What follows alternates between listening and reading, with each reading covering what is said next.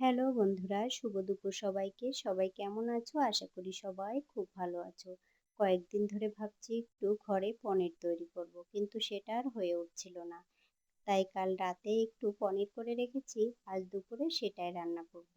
আমার বড় মেয়ে আবার পনির খেতে খুব বেশি পছন্দ করে। আর এদিকে মুগ ডাল দিয়ে লাউ করব, সেজন্য প্রেসার কুকারে একটু সিটি দিয়ে নিয়েছি। আর পনিরটা ভাজা হয়ে গেলে এখন আলুটা খুব ভালো করে ভেজে নিচ্ছি। আলু ভাজতে ভাজতেই অনেক বেশি জলের শব্দ হচ্ছিল। তারপর বাথরুমে এসে দেখি আমার ছোট্ট মেয়েটা এক বালতি জলের ভিতরে মগ চুবিয়ে মাথায় ঢালবে সেই প্ল্যান করছে। আসলে ঘরে বাচ্চা থাকলে অনেক সতর্ক হয়ে কাজ করতে হয়, তা না হলে যে কোনো সময় ওরা দুর্ঘটনা ঘটিয়ে ফেলতে পারে। আর এদিকে রান্নাঘরে এসে তো দেখি আমার কড়াইটা অনেক বেশি তেতে গিয়েছে, তাই তাড়াতাড়ি ফোড়ন দিয়ে মশলাটাও দিয়ে দিলাম। আর মশলাটা ভালো করে কষিয়ে নিয়েছি। এবার পেস্ট করে রাখা বাদামটা দিয়ে আর একটু কষিয়ে নেব।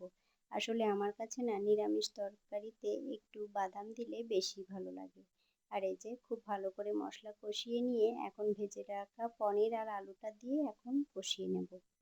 আর পনির রান্না কিন্তু একটু গ্রেভি ঘন না হলে আবার ভালো হয় না। আর এই যে সব কিছু কষিয়ে নিয়েছি, আর এদিকে আমার আলুটাও বেশ ভালোই সিদ্ধ হয়ে গিয়েছে। এখন একটু গুঁড়ো গরম মশলা দিয়ে তরকারিটা নামিয়ে নেব। আর এই যে পনির রান্নাটা কিন্তু বেশ ভালো হয়েছিল। সবাই ভালো থাকবে, সাবধানে থাকবে, টাটা।